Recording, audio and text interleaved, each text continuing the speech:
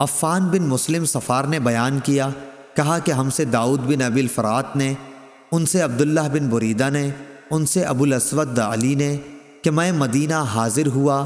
ان دنوں وہاں ایک بیماری پھیل رہی تھی۔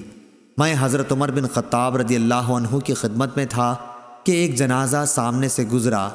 لوگ اس میت کی تعریف کرنے لگے تو حضرت عمر رضی اللہ عنہ نے فرمایا کہ واجب ہو گئی۔ پھر ایک اور جنازہ گزرا، لوگ اس کی بھی تعریف کرنے لگے۔ اس مرتبہ بھی آپ نے ایسا ہی فرمایا کہ واجب ہو گئی۔ پھر تیسرا جنازہ نکلا، لوگ اس کی برائی کرنے لگے، اور اس مرتبہ بھی آپ نے یہی فرمایا کہ واجب ہو گئی۔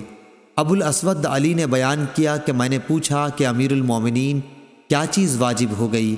آپ نے فرمایا کہ میں نے اس وقت وہی کہا جو رسول اللہ صلی اللہ علیہ وسلم نے فرمایا کہ جس مسلمان کی اچھائی پر 4 شخص گواہی دے دیں اللہ اسے جنت میں داخل کرے گا۔ ہم نے کہا اور اگر 3 گواہی دیں؟ آپ نے فرمایا کہ 3 پر بھی۔ پھر ہم نے پوچھا اور اگر 2 مسلمان گواہی دیں؟ آپ نے فرمایا کہ 2 پر بھی۔ ہم نے یہ نہیں پوچھا کہ اگر 1 مسلمان گواہی دے تو کیا؟ صحیح بخاری حدیث نمبر 1368۔